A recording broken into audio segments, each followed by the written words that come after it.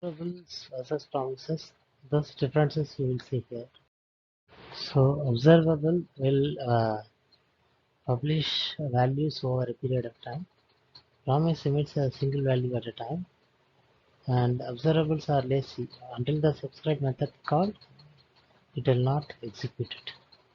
The promises execute immediately after its creation.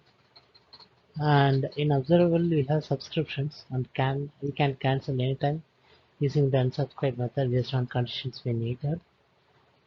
Promises will not be cancelled and it will be immediately proceeds its execution. Promises will not provide any operations, but in observables we have for each filter reduce methods operators. Okay, and errors will be delivered here, and here we have to push the errors with a special child promise. These are the main differences between observables versus promises. Thanks team, thanks for the support.